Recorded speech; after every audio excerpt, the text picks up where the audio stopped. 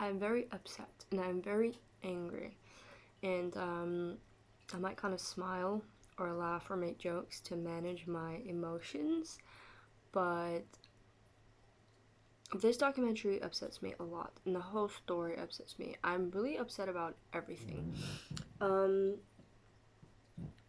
So I kind of caught glimpses of this case on YouTube, like a lot of other people, and I didn't really follow the story because, you know, there's a lot of like sad news around the world and things that happen, and yeah, I don't like keep up with all the drama. But when a documentary is made about something, it kind of I watch it because I know that it's like structured, and like it's structured information. It's not just going off of like gossip or cheap like YouTube channels without integrity or just comments from people.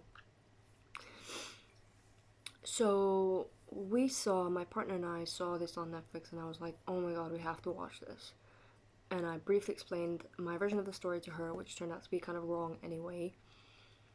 And here's the thing, documentary was very typically one that is structured in a way that is trying to like be dramatic and sell a particular story that the documentary creators have decided is going to get people hyped up and get a view or get a reaction, and that story in this situation was how he went from being a hero to being like a villain. And the reality is that, let's just get straight to the point for me of what I think. Here are my thoughts, right, my insights.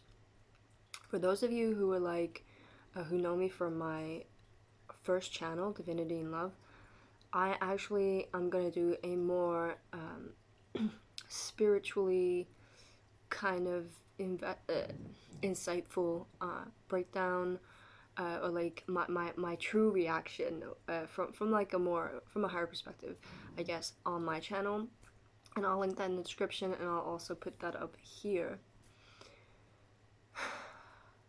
And what I'm also going to do is, for the astrology fans, I'm going to do an astrology profile breakdown.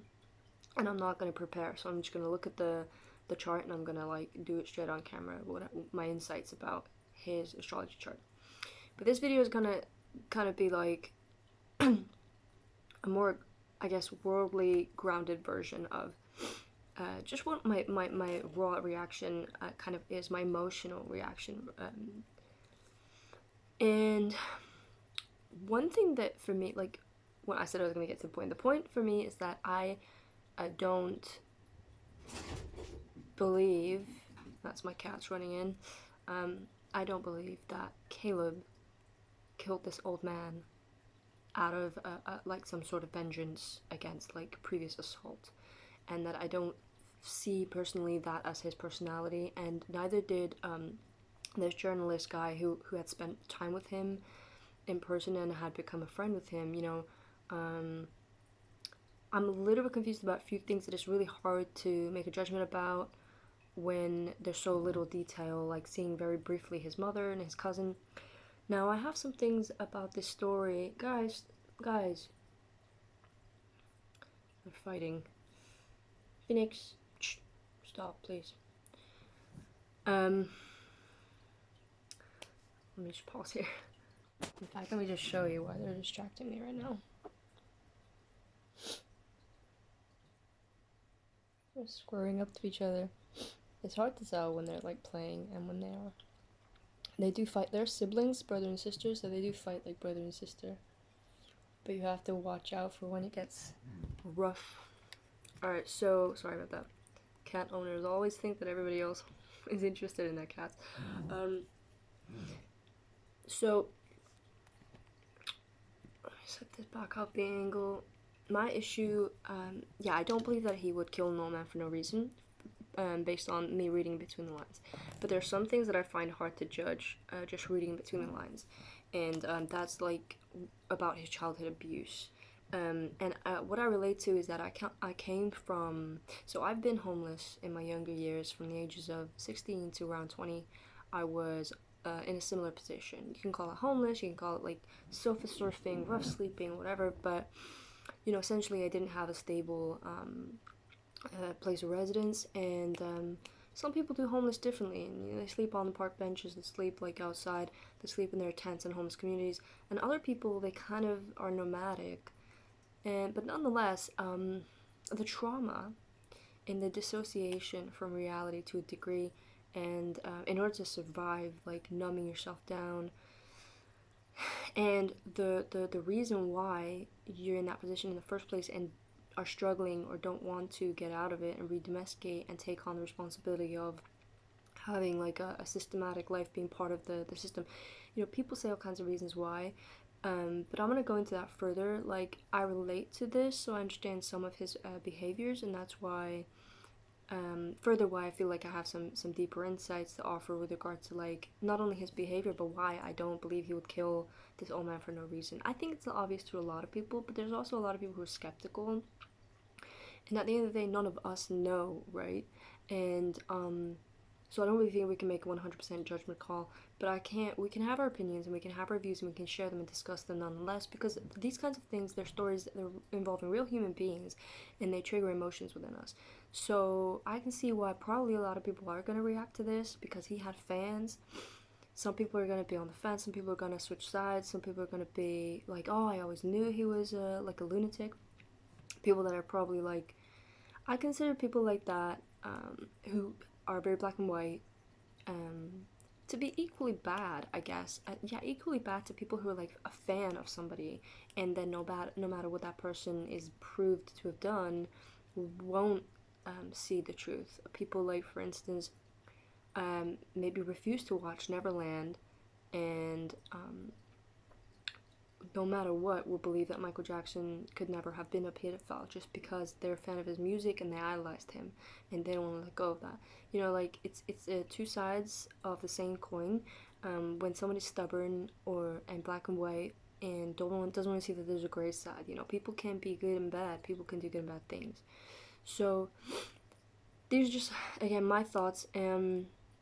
Which is hard to get to because this is like so intense, right? But I was so disturbed by it. I think I shouldn't have watched it late at night. My partner can watch these things anytime, but for me, it really disturbed my sleep. Like, I couldn't sleep last night thinking about this documentary and this real human being what he's gone through and stuff. I have a harder time compartmentalizing things like that. So, all right, these are my points. He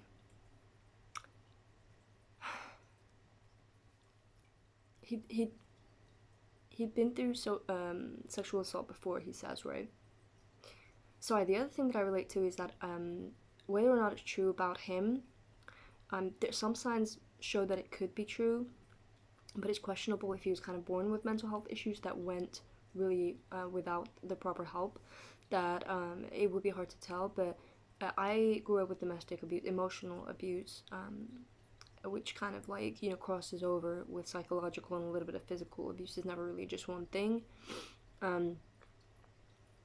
But I definitely grew up having my personality suppressed and developing some trauma based on not developing right, and I can see some signs in him that he didn't mature and develop properly, and that potentially one of the reasons he struggles with responsibility and doesn't want a house or to redomesticate into society and be part of the system, and this whole act of like being a rebel, like hippie, really is just part of that, because I also went through a hippie phase, and I completely was like all of the things that he was to a degree, and with personality differences, but the phases of like a person's journey, like I share a lot of the experiences, and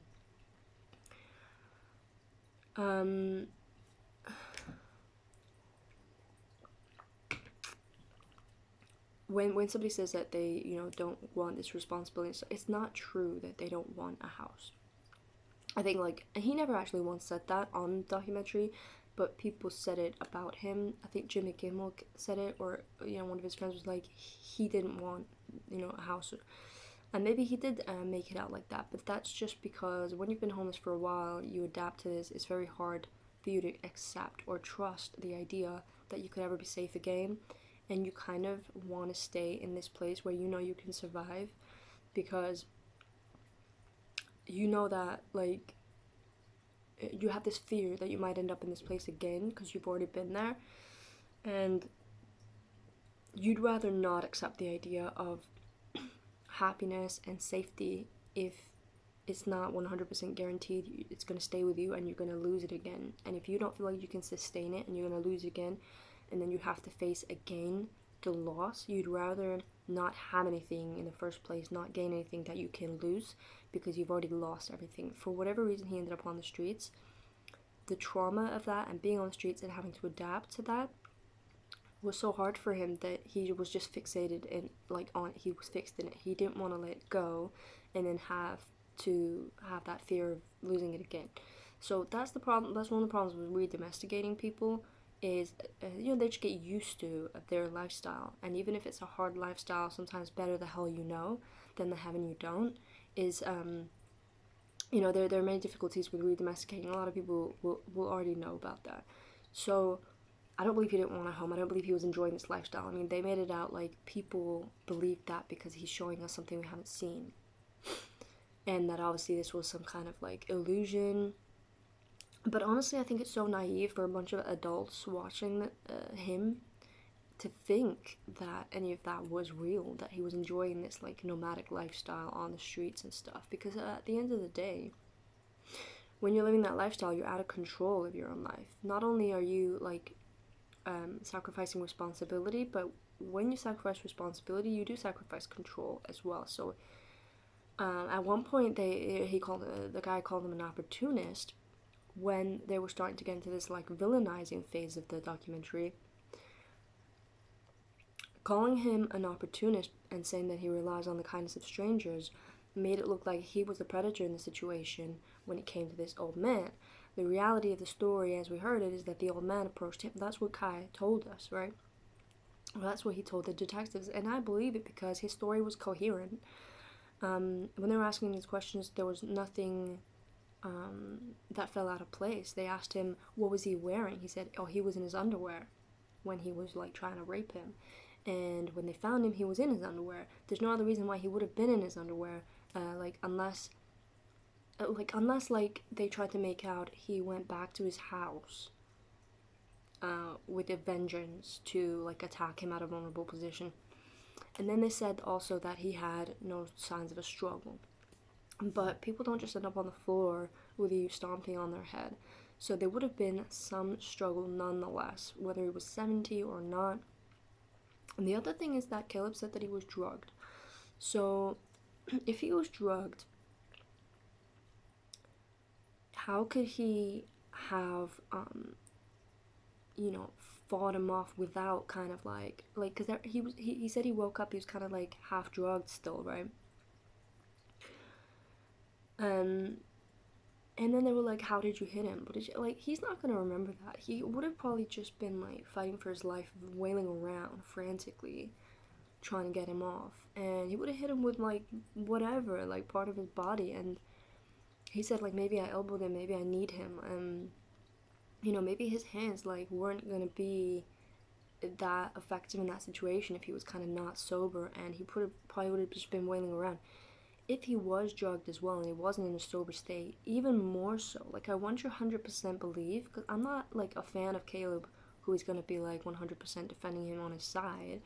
I'm just saying like the story doesn't make sense to me how they ended up giving him 57 years in prison, whereas this other guy, Jack McBride, is it? Or McBride or something, the guy, the lunatic in the car who wanted to kill black people, is getting out next year, and ended up serving only 9 years for I think like the assault charges, and actually I think got off the attempted murder charges, based on like pleading insanity, which he clearly was at the time, but nonetheless is probably in general, and the drugs just brought that out of him, and I mean, if Caleb hadn't stopped that guy, he would have done a lot more damage. What I was glad to hear is that Caleb didn't actually end up in prison. What I thought originally just on the internet is that Caleb ended up in prison because he hit this guy with an axe, with a hatchet, and that this guy died. That's what I thought, and I was like, oh my god, what else is he supposed to do? I just saw this clip of how it happened, and then I saw clips of him in courtroom, and I was like, oh my god, are they going to put him in prison for murder because this guy died? And then I realized in the documentary that Jet did not die somehow, right?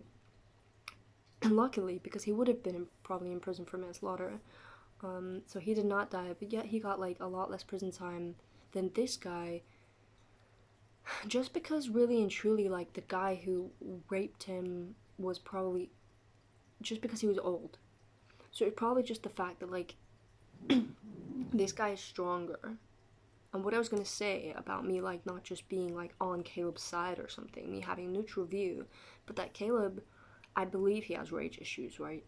Rage issues do occur when you've experienced abuse, or if he has mental health issues and they weren't taken care of, and then he was traumatized because of that. When I first saw him, I straight away thought that he might have been autistic. And if he's not autistic, he's definitely got some neurodivergent traits, like extreme neurodivergent traits. Um, he's got, like, even though he smiles and stuff, he's got a pretty expressionless face. His cousin said that he can't really tell when people are laughing at him and laughing with him, and that would trigger him. That seems like a very autistic trait to me. And a lot of autistic people do have rage, violent fits. They can be violent. They don't understand, that they shouldn't be violent, or these boundary things, and it just seems to me like he might be, to some degree, well functioning, but definitely has some kind of autism. Like, and it's hard to tell. I asked my partner, who is like a PhD in psychology, and who's doing a PhD in psychology, and is very interested in like these kinds of mental illnesses, and the prevention of them, the development of them, and I asked her, like, does she think it could be like a mental illness rather than autism that like has similar traits? Could it be like a kind of psychosis or something? And she said no. She said it just seems like childhood trauma. And personally, like, I generally have a good radar for autistic traits, and that's what I think. I I think that he has. And in the end, she said that it could have been ADHD or this and that. Very likely could have been ADHD, and they said he had a hard time concentrating even for a few minutes on a film, probably because he wasn't really interested in it. But he was yet multi-talented. I saw from the clip of him on Jimmy Kimmel that he's also like a good dancer, and obviously he was a good singer, good guitar player. He had, other good personality traits, which in the beginning made him very charismatic. And you can't throw the baby out with the bathwater. So I do understand that a lot of people couldn't.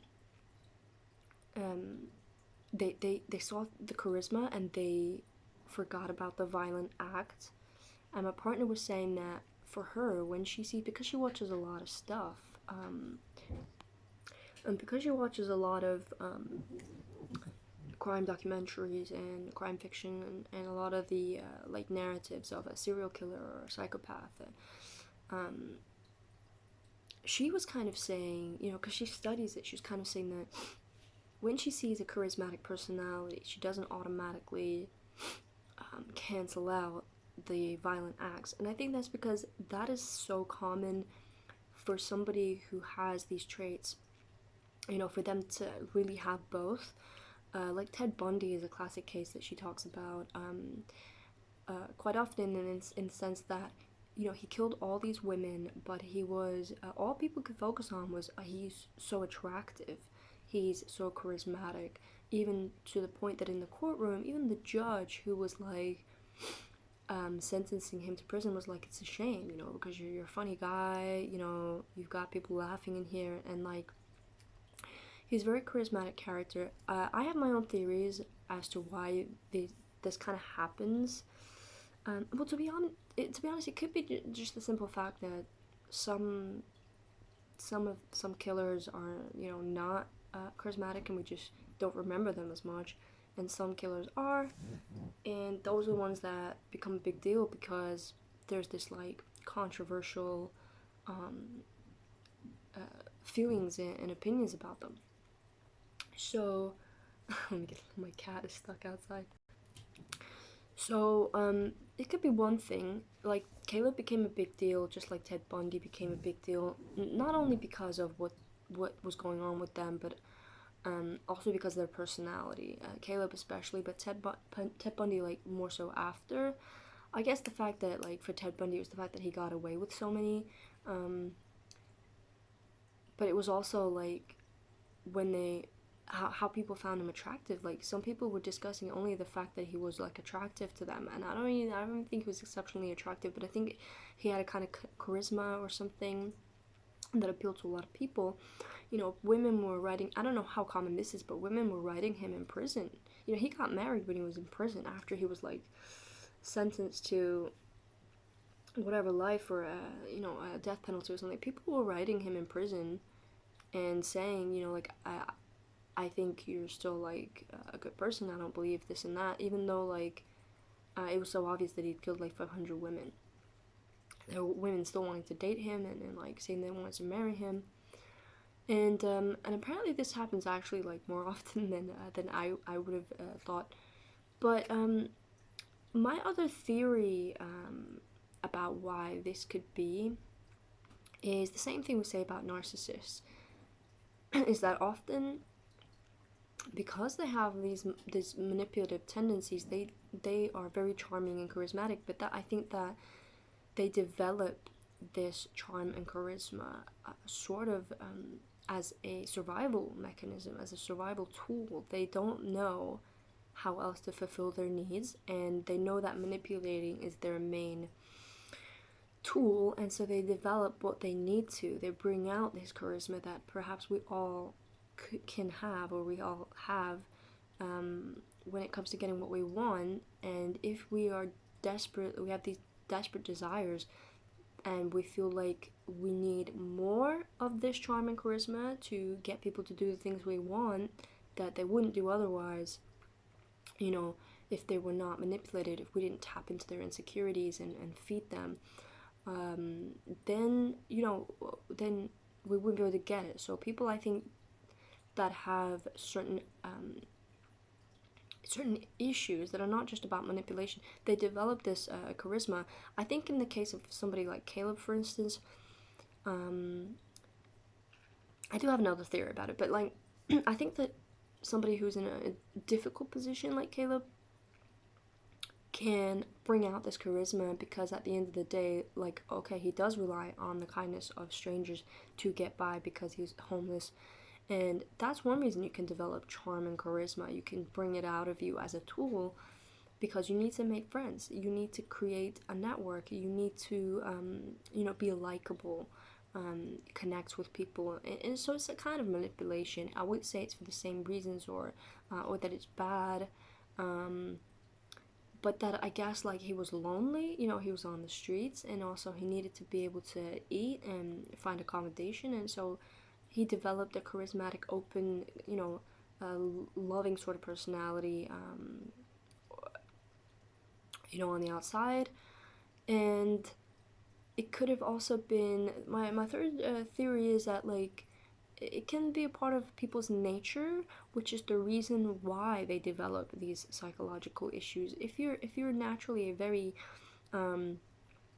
open, kind, sweet person, which in itself is likable and charming qualities to have, often you're very sensitive as well, and you're responsive to people's feelings, and that's one thing that helps you connect with people. And I say this kind of from personal experience, being a sensitive person who responds to people's feelings. So if you respond to people's feelings, and it makes you kind of likable, people are attracted to that because you see them, you can feel who they are, and you respond to that, and they don't have to explain themselves as much to you, and they can actually trust you. They tell you their secrets when they meet you and things like this. And if you have this kind of sensitive personality,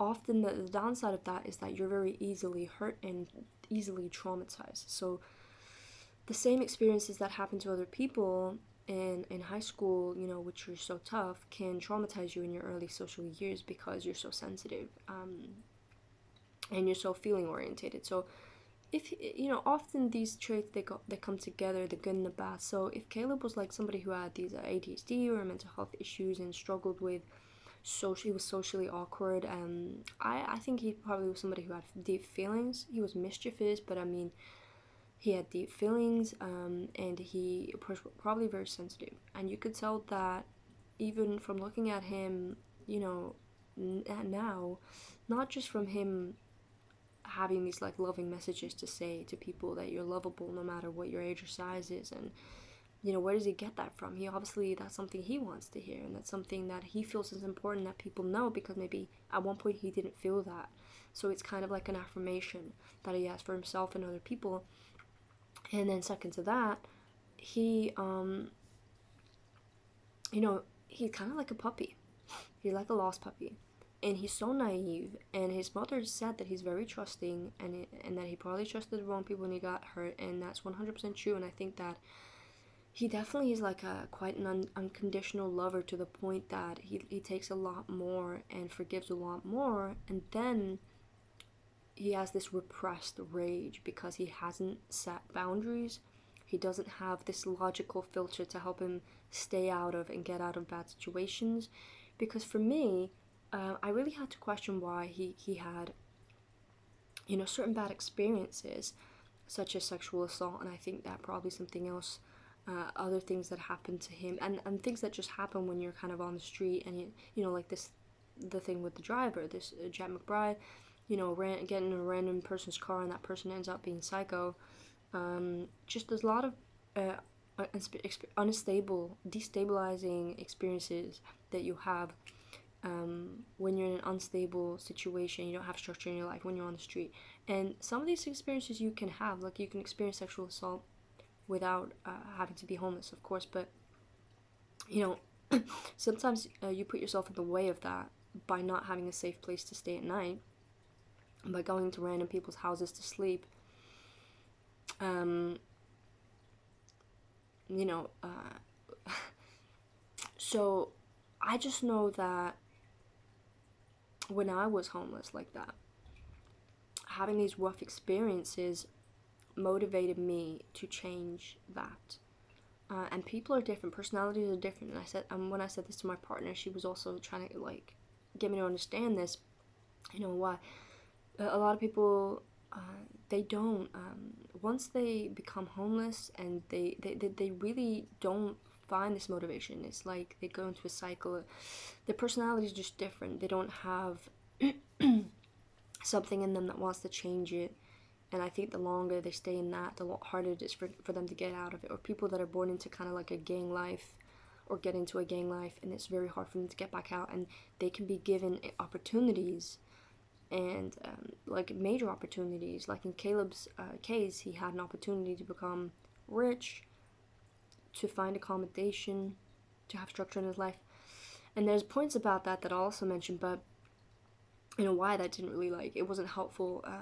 But in general, like, redomesticating is difficult. Getting people out of gang life is difficult. Something that is like an extreme and is like a bubble, trying to integrate them into some other norm is difficult for many reasons. But like in Caleb's case, with everything he's gone through, you cannot approach him and offer him like this extreme overnight change and assume that he's gonna be over the moon about it, because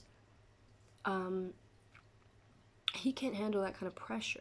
You know, it's a lot of pressure all of a sudden, you approaching this guy who has learned to survive in this way.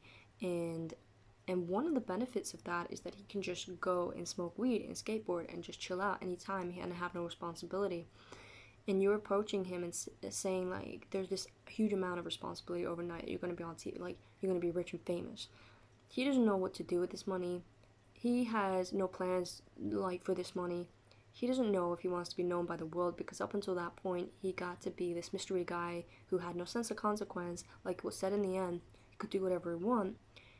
And right now, when you're offering him this, the first thing that he is going to feel is overwhelmed. And the first thing that he is going to want to do is go and smoke weed and just chill out and do what he's used to and comfort himself, because he doesn't really know what's going on. He can't process it. The fact that, put together with the fact that I think he is also autistic, I think that, you know, with the traits that he has socially, that he doesn't understand a lot of stuff that's going on. You can tell by the fact that he doesn't react to it, and that is very random. These behaviors are very like similar to a lot of neurodivergent people, atypical people, and autistic people that I know. his random behaviors, his inappropriate responses, his inappropriate behaviors in the sense of boundaries. Also, like, you take him from the street and you put him in this fancy hotel overnight, again, assuming he's going to be, like, super grateful. But as somebody who, if he is autistic, and he doesn't adapt to change very well, and he doesn't understand socially, like, what's really going on, and he doesn't really have this relationship with the world. And I say this as a neurodivergent person myself, not really understanding the world very well and systems very well. And when people, like, come and tell you something like this, I think that, one, like, he's overwhelmed. Two, he doesn't want this extreme change overnight all of a sudden that is, like, out of nowhere. Three, he's not going to trust it. Even if he understood it, he's not going to trust what this means for him. If he doesn't really understand, he's very naive as well. He doesn't understand how systems work. At the end of the day, I'm saying all of this, these different, all these things that upset me about the documentary, like, if he doesn't understand how systems work, and he has no idea what's going to happen step by step now, and he's learned to be a certain way, not to trust people, to be self-sufficient, he's not going to hand over his life right now to these strangers who are like, we're going to make you rich and famous. And I think that he's also rebellious and smart enough, in a sense, to understand that these people just want to make money off of him, really. They don't really care about him. And I think that he definitely had, like, some resistance to that, and he, like, wanted to play the game a little bit, take advantage of it, but there was a reason, like, he was peeing all over things that were supposed to be of high importance but are not to him, like some celebrity star, like Jimmy Kimmel's, like, the name of his show, the banner or whatever, I guess because it's all a joke to him. I think that he probably made things a joke, learned to not take things seriously and take the mickey out of them because it was a coping mechanism. It, like, is some form of dissociation, like, detaching yourself from reality, what is important, what is not.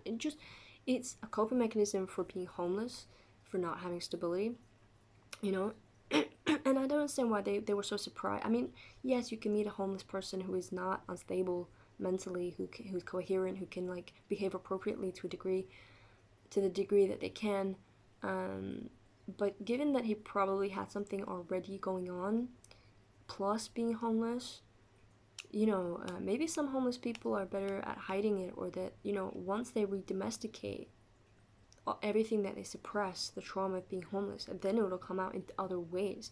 You can't assume that if somebody behaves appropriately, in one situation, that it means all around they're, like, okay.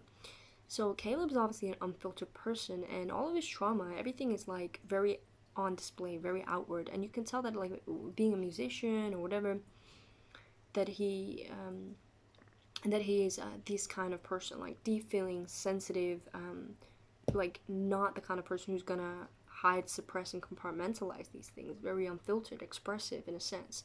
And on the other side, kind of like an ambivert, because on the other side, like, he would be introverting a lot of stuff as well, but he definitely would not be filtering his behavior to be socially acceptable if he's in pain, and he has no other motivation. Like, you can see from his hippie kind of personality traits that he's also chosen to be more of an anarchist style, like, rebellious to society, rebellious to establishment, conspiracy theory type of personality. And if he's taken on those traits, it's because they're already in him. Like, he sees through certain things, and so if he has that kind of personality, he doesn't want to be fake. He doesn't want to be. He doesn't want to conform. He doesn't want to be what is the expectation of him. And there could be reasons behind that. But getting back to, like, the case and why I don't really believe that he killed this guy for no reason. Like, I do believe that this guy drugged him and tried to rape him. It makes sense that if he was 70 or however old he was an old man, just like his friend Joe across the street, I think his name was, said, I don't think he could do fisticuffs with this guy or me or somebody else. Like, he's not somebody, but that's exactly why he probably drugged him, so that he could rape him while he was unconscious. It's really the way that a lot of old men would do it. I mean, I don't think that Caleb would make this up. And that's another thing. I think for a male, a testosterone driven male, a straight kind of macho male, which he is a little bit. Like, he's the guy. He's like a classic guy who's like showing off that he beat somebody up, right?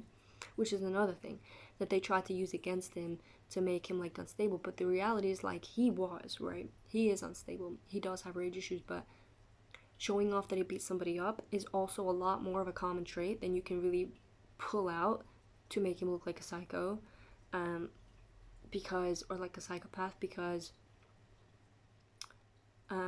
then you could do that to like every teenage boy that I grew up with, and every teenage boy from around the world, in many places that it was like a part of the culture, a little bit more street, and many countries where, you know, like people behave differently. They don't have the same principles. And this is one thing I'm saying about America when it comes to murder, and like everything good about that person goes out the window, and it's never situational. So everything else about the situation goes out the window. People are in murder in America. People are in prison for murder in America for self-defense, where there was really no other option. Innocent people are in prison in America for murder when they were just it's just because they were in the wrong place, wrong time, and they were like in the nearby vicinity, or they were like unable to prevent this murder, and or they were in a group of people where there was a murder, and even if they didn't know, because they didn't call the police, because they were in shock, because they didn't do anything to stop it, which would have put themselves in the way of danger. Like all these like irrational reasons, they will serve a sentence for murder, just because America believes that somebody should serve a sentence, somebody should do this time in prison to make up for this person's life, which doesn't really make any sense because it doesn't bring the person back. And it's like there's there's always differing opinions. On the other hand, there's people in prison that I feel like should be in prison for murder, like 100%. And then maybe because they committed it when they were juvenile, there's a lot of people that will say, "Oh, he was a kid, and you shouldn't hold it against him." But like, you're taking his whole life away from him. But to me, like, a 15-year-old killing somebody knows what they're doing, and art is dangerous to other kids. A 12-year-old killing a 6-year-old kid is dangerous, and he should be locked up until he shows signs of empathy. Like, you can't just assume that, like, because it's not normal behavior. And the reason we have prisons is that's the thing. For me, the reason we have prisons is, one, to keep people away from society who are a danger to others, right? And two, to rehabilitate them. Of course, we don't really succeed, and they just become like a playground that breeds, like all these people together that are sick and angry and depressed.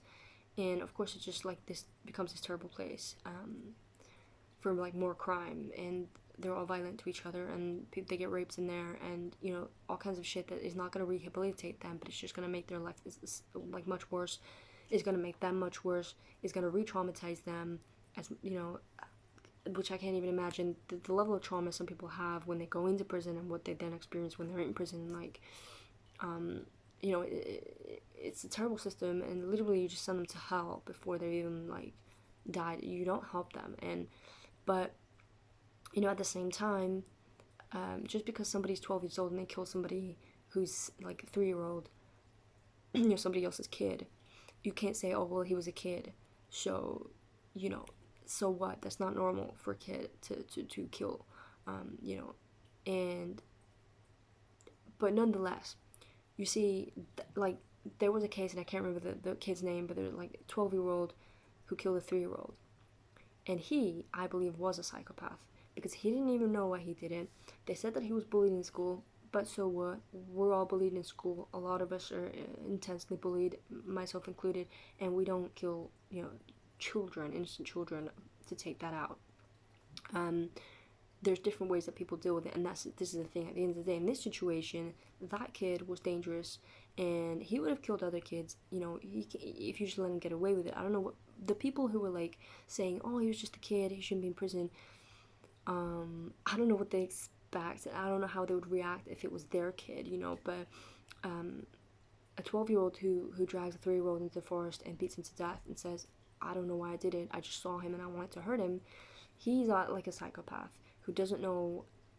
Maybe he's a psychopath, or maybe he's got some other illness, but he cannot process his feelings or emotions. Either that, or he takes them out without any sort of empathy. But he lacks empathy. He doesn't know right from wrong. He doesn't know how to manage himself. And he, I think, has recently gotten out of prison, and he's an adult. That was many, like 20 years ago or something. But in that situation, yes, because that kid is dangerous, 12 or not, right? But I think he was around 12. But in Caleb's position, I don't believe he is dangerous to innocent people, because that 12-year-old killed an innocent 3-year-old, and he didn't really have a reason for doing it. He just had this desire to do it, to hurt somebody, to take out his pain on something more vulnerable, and he did it. That is dangerous. That's the kind of person that I think prisons are for. Doesn't matter about their age, but it's to keep other people safe while he rehabilitates, like two purposes, right? Let me let my cat in. Phoenix. You coming in? Come up, baby. Stay in here now. But in Caleb's position, I don't believe he's dangerous to innocent people, because there was no account of him hurting an innocent person. So they tried to, the same thing that they made him a hero for, which in the first place I don't think was a good thing to do, because calling him a hero because he saved this woman, like, I get it, but sensationalizing it, a violent act, was part of the problem in the first place, because you're sending him mixed messages, right? So I do think that partially the fame online got to his head and confused him. And I'm not going to say, oh, like, it made him think he can do whatever he wants and all that, or it gave him a big head, because I consider him a humble person nonetheless, but I do think that it further disassociated him from reality. And I think that the fact that the violence wasn't really addressed in the first place, like, yes, he helped this woman, he acted on instinct, but he did do it in a violent way. And it was mentioned at some point that the fact that he hurt this guy to get him away from the woman, Tonya Baker, yeah, I get that. But the fact that he had no problem at all using this hatchet on somebody's skull in such a violent way and had no reaction afterwards, that is a concern. And that is a concern. And even I was thinking when I first saw the YouTube clip, like, this is weird, but I didn't think further about it. And obviously watching the documentary, I was like, yeah, this is weird. Like, he wasn't shaking, he wasn't crying, he didn't look like he just experienced a traumatic event. He seemed too numb, too used to situations like that, which might not mean that he's done it before a lot, but it means that he is not emotionally processing that situation, because violence and his survival and somebody else's survival, somebody being injured, something quite intense like that, should trigger some feelings of fear, fight, flight, and this adrenaline should happen. And either it did, and he doesn't process it, and he doesn't show it, because as a coping mechanism, because maybe when he lived on the street, and maybe even before he lived on the street, he experienced things where he had to numb himself in order to just keep going. And I have similar experiences, so I can understand that. I'm not an expert on processing my emotions. I definitely have some very numb reactions. People consider me like cool, calm, and collected in certain situations where others would panic, but the reality is that I have learned to shut off my anxiety and my fear and my panic in order to cope, because I've had to cope with more intense situations than what a lot of other people would, based on the fact that, I took a lot of screaming and yelling in my face from an army general who was my father, who was a raging alcoholic, when I was a teenage girl. And then I had to take also bullying at school and people threatening me. I grew up in a violent town where teenage girls, were threatening me with guns. I was trying to get a gun to defend myself from other teenage girls, not even boys, but the girls were like that. So you can imagine what the boys were like, that we were also desensitized as teenagers to, like a lethal weapon, for like really no reason against each other. And felt like the fact that at 15 I felt like I had to get a gun to protect myself from other teenage girls was pretty extreme. And like, obviously, situations like that do numb you down, because you just feel like you can't cope with like panicking all the time. you can't function, so you need to function. And so I definitely relate. I can understand why he just hit somebody with a hatchet, and was not showing any sign of trauma or panic or crying or nervousness or shaking or nothing like that. Adrenaline, you know, he learned to shut down, and this causes other types of instability, and this repression does turn into rage. The repression of this fear, this emotion, this nervousness, and all of this it's sadness, you know, turns into rage, and comes out unconsciously. Maybe he has blackouts or something like that, or maybe he just has like these uncontrollable fits. And up until that point, though, even though they tried to point out all these situations where he'd said he'd been violent and he was proud of it, like there was just the guy, the main reason he got famous was Jet McBride, which everybody turned him into a hero for. But then later, the guy was like trying to use the same story to make him a villain, as to why, oh, he didn't really like, he used the sharp side of, you know, he started using the sharp side on the third smash, and he didn't really like react like that was abnormal. He was kind of proud of it, the way he was like smash, smash, smash.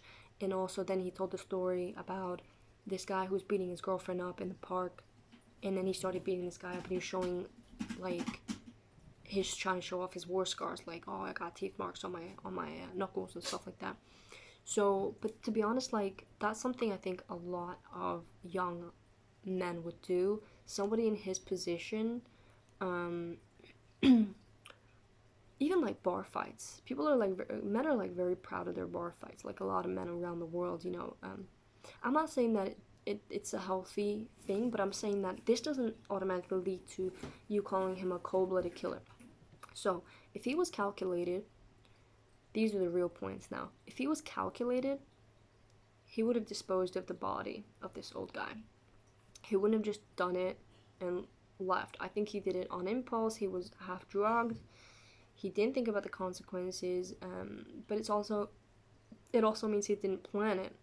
So if he went back to this guy's house with a vengeance to kill him, he wouldn't have just left the body there to be found.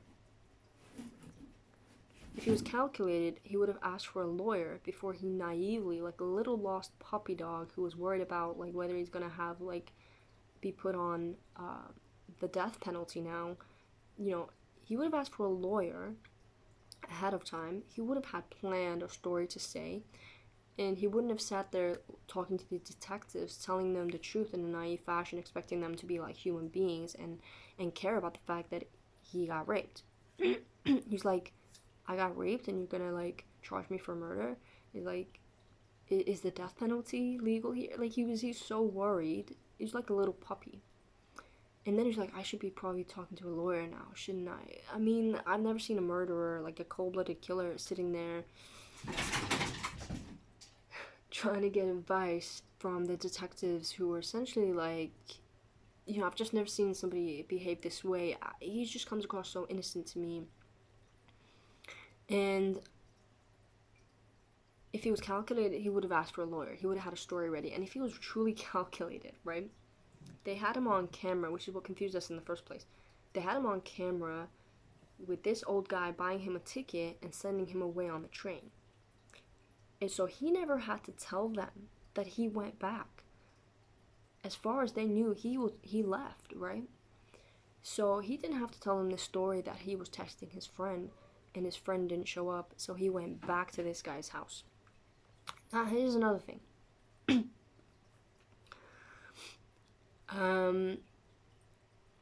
And probably, to be honest, probably when he fought him off and left, he probably didn't even know that this guy was going to die. He didn't sit there and call him an ambulance, right? And this guy was old. He probably couldn't deal with the kind of injury. But then again, if he put himself in that position to rape somebody, I mean, I don't feel sorry for him, right? And I do believe that this old man did drug him and rape him, because I don't believe that Caleb would make that up. Like, I was going to say earlier, and I think I just, like, sidetracked myself, that I think a testosterone-driven male, if there's one thing he's not going to make up to victimize himself, is that another guy assaulted him sexually and raped him. I don't think there's a lot of guys who would want to be seen that way. They might if they were really, really like, out of it and really creepy. But Caleb doesn't seem, he seems relatively socially integrated to the point that he can sit around with other young people, like have fun, play the guitar, and like socially interact, even if he's a bit random. He's not that out of it. I don't think he would make up stories about him being raped. I don't really think that he makes up stories because he wants people to feel sorry for him, because it doesn't seem like that kind of personality. I think that it's hard to tell if the stories of his childhood were true or they were exaggerated or whatever. It's hard to tell if his mother's telling the truth. She might seem like a more stable person, but how do we know she's not really a psychopath? How do we know she's not like able to mask her abusive traits for this like 5 minutes that we saw on the documentary? His cousin, so this is another thing. Me coming from a domestically abusive family, and I've recently been in touch with one of my cousins, and I haven't spoken to any other member of my family for like 15, 16, 17 years now. And I was talking to my cousin about it, and this is the thing. Both of us, I mean, my cousin has also cut off our family, and for the similar reasons. And we're both discussing how, like, they're like oblivious to how bad they are, how wrong they are in their behaviors. And they think that, everybody else in the family accepts it and integrates and becomes a part of it, and so we should. But there's always a black sheep. There's always somebody who's like on the end of taking most of that abuse, like maybe the youngest or the smallest, and that person generally becomes a black sheep. Maybe that's the more sensitive one. Maybe it's somebody who's been more righteous or morally has more of a like a sense, and just cannot tolerate becoming part of this abusive cycle, and managing by becoming abusive yourself. And that would be my cousin and I guess. And there's a few other family members, but I guess that they extend to family members who don't have that much extremity. But my family and his family were extremely dysfunctional. And the thing about it is, like, yeah, they would say, like this cousin said, you know, I don't know why he says that, like, his family are dead, or he's dead to his family. Like, we care about him, we've always cared about him. I wish that he would know that.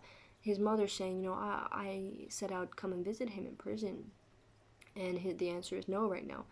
Look, I am completely understanding that Caleb might have mental health issues, and this might be the reason why he says these things, but I don't believe that 100% he's lying, even if he's exaggerating.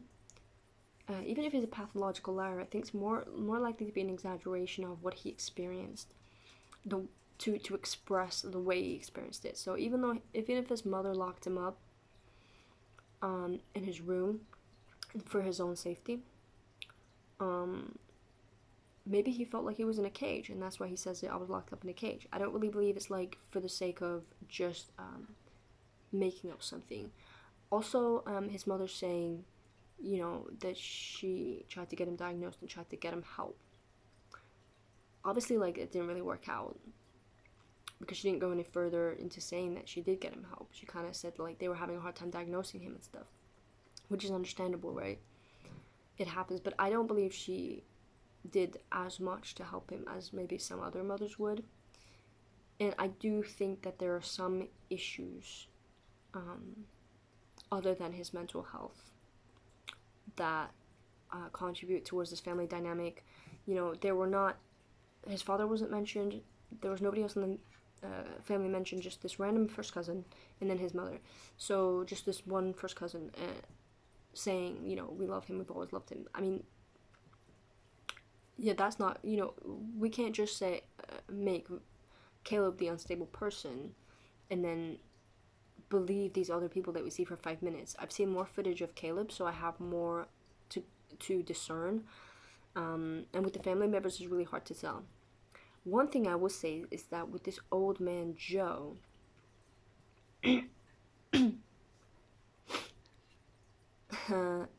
that's probably one reason why old men get away with being pedophiles. Is because they're old men, and people just automatically assume, oh, he's an old man. Like, he was here's the thing. What is an old man doing approaching a young guy at a train station. Like, oh, where are you going? Oh, I'm going there too. Let's go get some food. Like, it's super creepy. And I believe that instantly that was grooming behavior.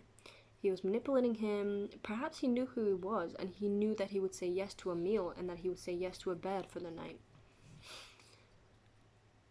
Um, I believe that this old man was a creepazoid, and I believe that Joe, if sorry, I can't remember the guy's name actually, right? Was it something Ralphie, Gandhi, something like, sorry, so Joe was the neighbor, right? I've been saying Joe. So Joe was the potential rapist's neighbor who is telling us, oh, Joe was not like, oh, this guy was a nice guy. What was his name? I don't know. Let me just check his name actually. No, I can't because I'm recording on my phone. So I think Joe was the old guy across the street saying that this, who I believe the rapey guy, saying that, oh, I believe he was a good guy and stuff. But it's like, how would you know what somebody's doing in their own house? People all the time get away with stuff like that, and their outward appearance is that they have a prestigious job of high status, live in a good neighborhood, have good money, and present themselves to be very acceptable, of course, because it's easier for them to get away with their crimes. But all the time we see characters like this in movies and in real life stories that have gotten away with stuff, and on the outside they're priests, they're businessmen. This guy was an attorney, a lawyer, or and for all we know, this neighbor guy could be in on the pedophilia or the rape. These people living in these communities where like they get away with whatever, these affluent white communities where they're like lawyers, and it's like they wouldn't be looked at for such crimes. It's like, to be honest, this Joe guy, if his name was Joe, I'm sorry, like, I'm not good with names, he looked kind of beady-eyed to me himself. But all I can say is we have like 5, maximum 10 minutes of footage of them saying, yeah, my neighbor, he always picks up his paper, he's a guy of routine, like making him look really stable, and like, yeah, he's too old, I don't think he would like be able to be in a fist fight with somebody, but that's why he drugged him, right? And saying like, oh, he's a kind man, so I believe he was just taking advantage of, he just wanted to help. It's very random for an old guy to just approach this young hippie homeless guy, like asking him where he's going and like wanting to help him because he looked lost and stuff, and buying him food and bringing him back to his house. I just think it's like super random. Caleb's personality doesn't seem that extreme to me, that this guy would be helping him and then he would beat him to death and accuse him of rape and like drugging him and raping him. And the fact that his story was coherent, and in a sense, he's too stupid to make up a story like that. Because if he was gonna make up this story, he would have made up a better story to get away with it. Like, I just don't understand why. Like, I do believe that he could have, definitely, like, the only thing that makes sense to me is that definitely, if he woke up and he was being assaulted and he'd already overlooked potentially having been drugged and assaulted once, and then being caught in the middle of it, like, why he would go into a fitting rage and beat this guy and stomp on his head to get away from him, because he'd already been in this vulnerable situation before. He already had the trauma from it.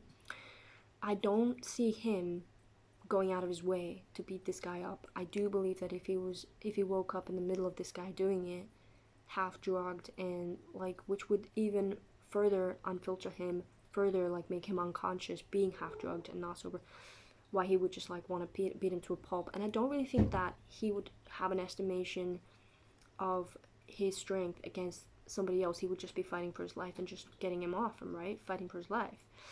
And I think that a big part of why this guy probably died is that he was old, so he couldn't take and sustain those injuries. He couldn't take those blows from this younger, more strong guy. But that's not Caleb's fault. If anything, that's that old man's fault. I mean, why was this old man in his underwear when he was found? I mean, did he bring Caleb to his house? This homeless hippie who could have been dangerous. Did he just randomly? He was just such an angel that he just wanted to help him because he looked lost, right? So instead of giving him directions, he invited him for food and then invited him to his house to sleep without knowing him. That's not something an old man who is stable, routine like fixed on his routine, let me let my cat out, would do, right? You wanna go?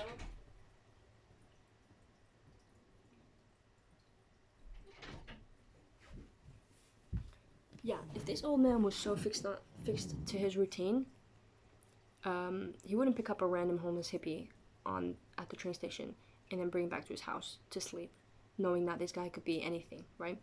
So what he would do is bring him back if he wanted to drug him and rape him.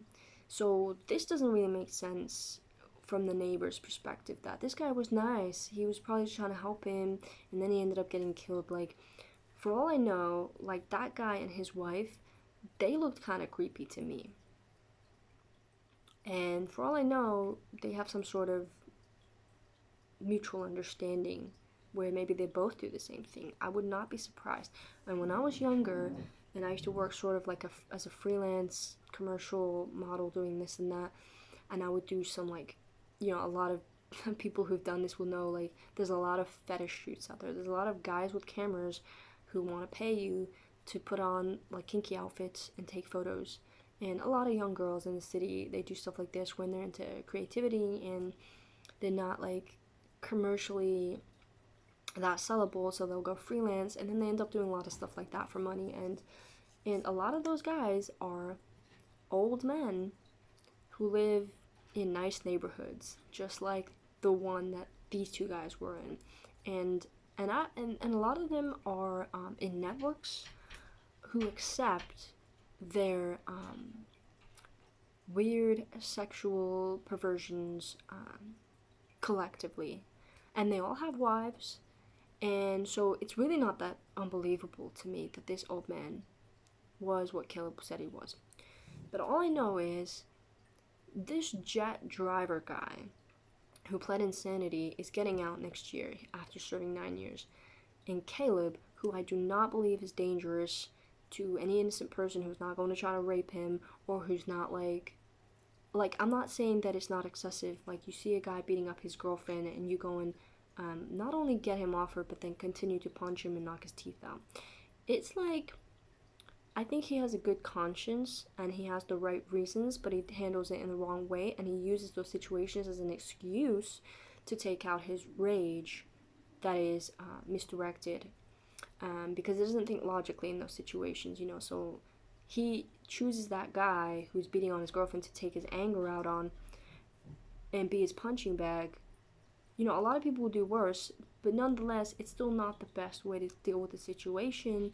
You know, this is the thing about law, is reasonable force, is what I've learned. So, yes, you can use force to defend yourself or to protect somebody else, but once you've gotten the guy off him, to continue to use force is when it starts to be seen as a problem, that you're now just a raging maniac. And although I can't judge the situation, because if this guy was beating up on his girlfriend and another guy got involved, for all I know, maybe that guy was going to turn around and start punching on Caleb for getting involved. So maybe Caleb had to kind of win that fight and keep punching him to knock him out. And you got to remember, this guy's on the street, right? You can't expect him to have this sense of violence and not be numb to it, and not kind of take pride in the fact that if it's kill or be killed, dog eat dog, that he has to win that fight because it's either win or lose, right? And you can't blame him that he's been through trauma and he takes out his aggression on certain situations. At least he chooses the right situations. He's not getting into random bar fights. What I see is that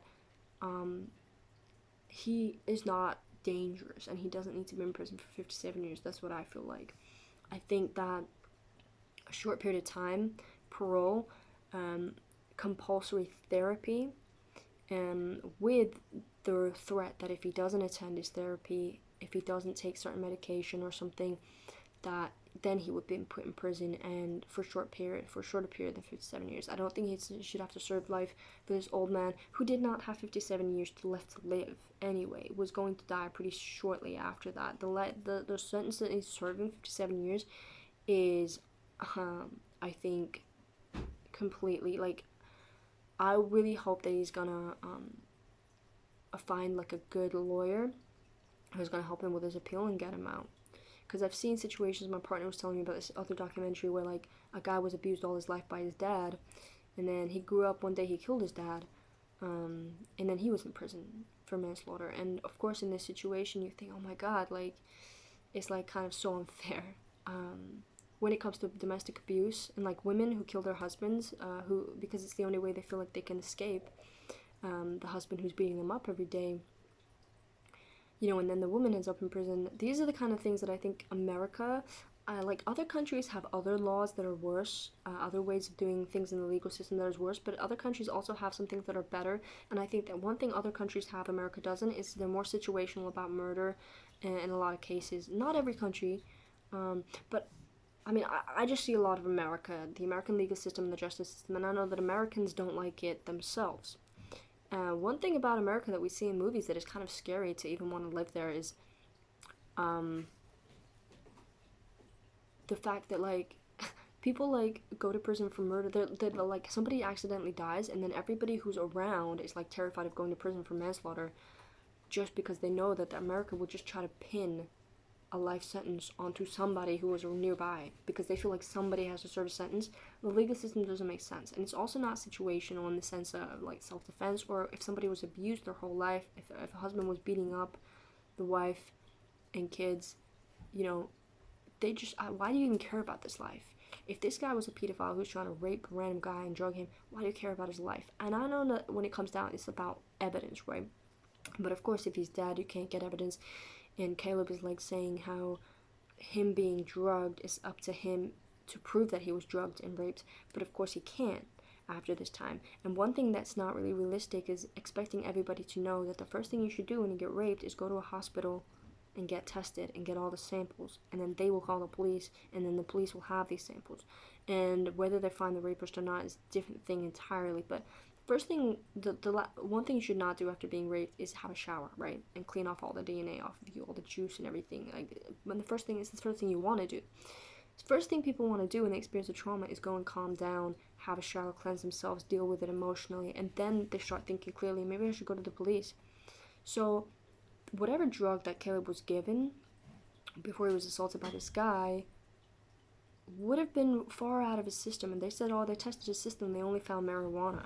Probably because he was smoking marijuana, like, before the test. But this drug, I think they tested him, like, weeks after. Like, it would have been way out of his system. I mean, he should have gone straight away, but he's not. Again, he's numb.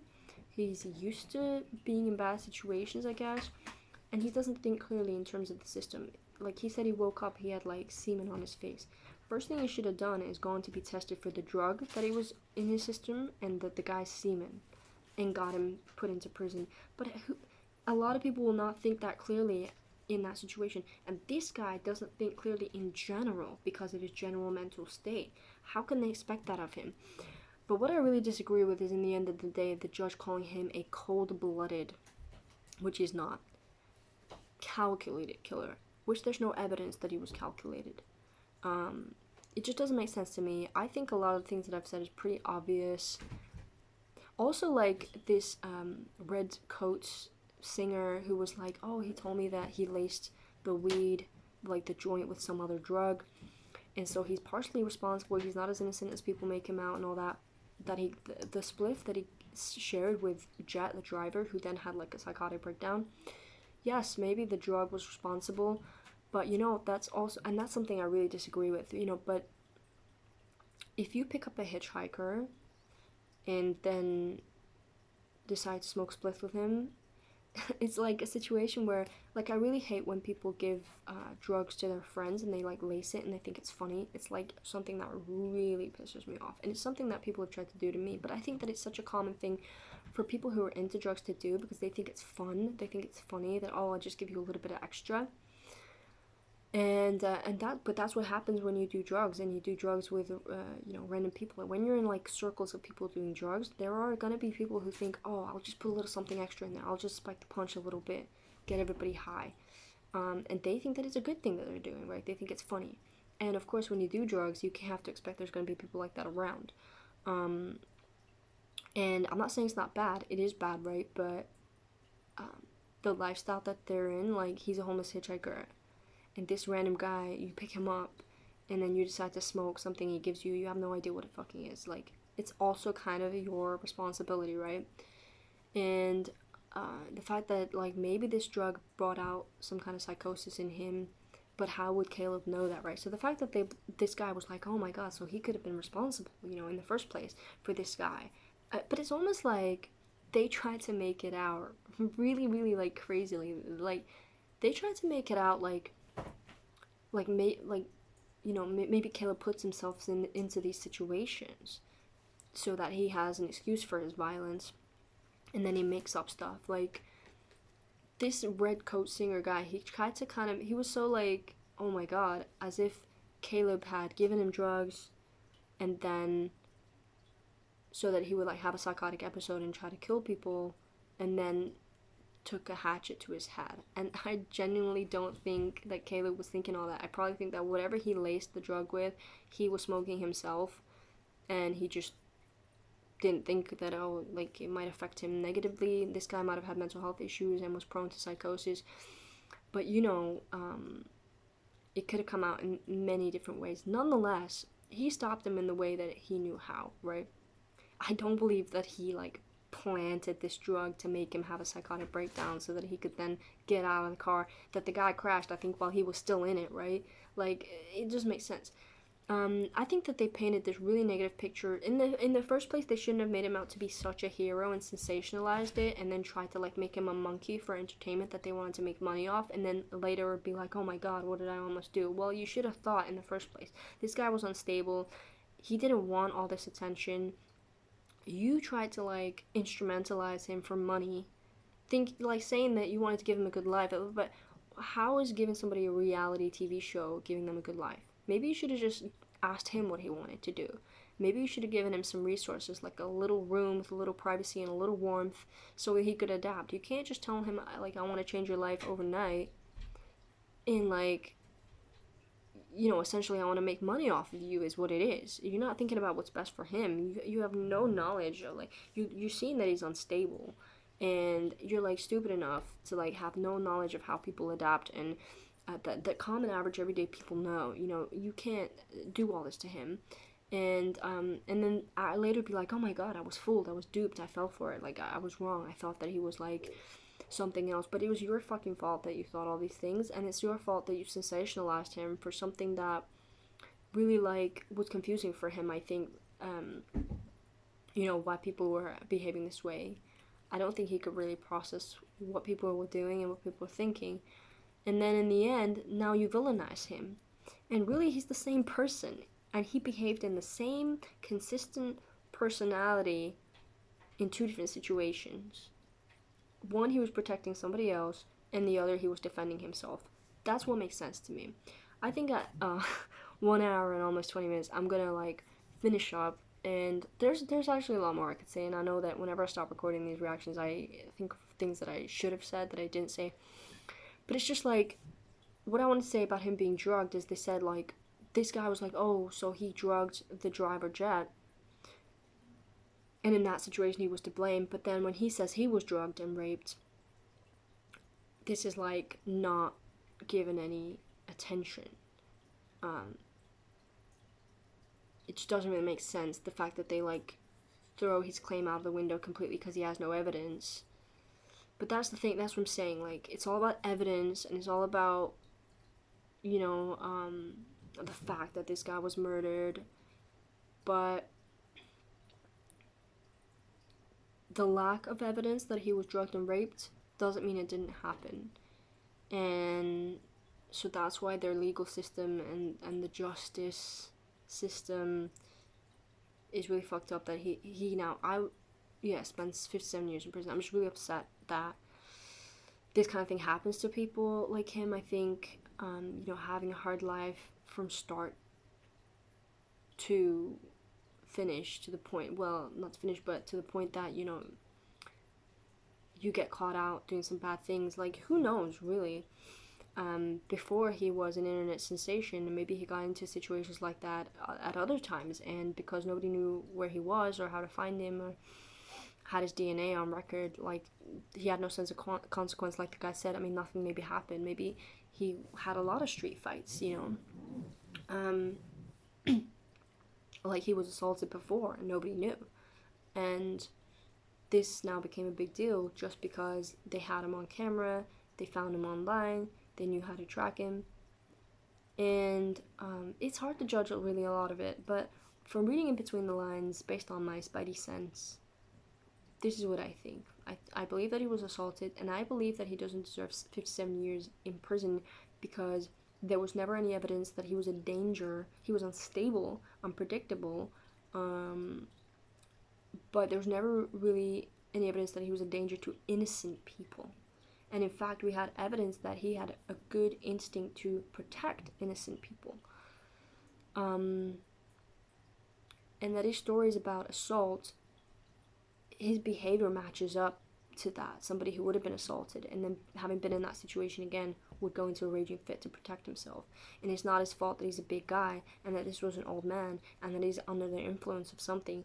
And he ended up stomping on his head and that guy died. But it's like, yeah, he's violent. I would expect him to be violent based on what he's, like, being violent based on what he's gone through. But being violent, it's not like the end all be all. Being violent doesn't make somebody a bad person.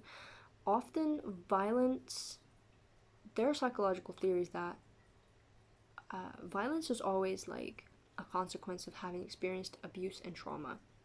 So we gotta really start looking at, like, a lot of these cases in America, like, they really emotionally trigger me because it all comes down to the fact that we don't rehabilitate people. We just lock them away with other people, and the fact that America, like, I know that, again, this is the documentary trying to be dramatic and sell and trying to be controversial, maybe trying to trigger people, you know, oh, he was a hero, now he's a villain, oh, we were all duped. But, like, I never really thought he was a hero. I thought, like, he acted on instinct, and I think generally he was a good guy, and I still think that. And I think that, well, if he was assaulted, which we're not in a position to say that he wasn't because we don't know, and as he said, you know, it's really sad that he even said that, but it's true. He said, you know, I wasn't surprised that I wasn't believed because often the victims of abuse and sexual assault are not believed. And that's a sad thing, and that's a sad truth. And he knew that. And that's not the kind of thing that somebody says when they make up a story about being sexually assaulted. They've been victimized before, and they feel genuinely victimized this time. And like I said, there's no evidence he wasn't assaulted. There's no evidence he didn't have drugs in his system. But they didn't care to try to find that. I'm sure that, like, if they investigated this guy's house, they would have found these drugs, right? But the thing is that it was not a rape trial, like he said at the end of the documentary, because this guy's dead now. So, I mean, he can't press charges against him for rape.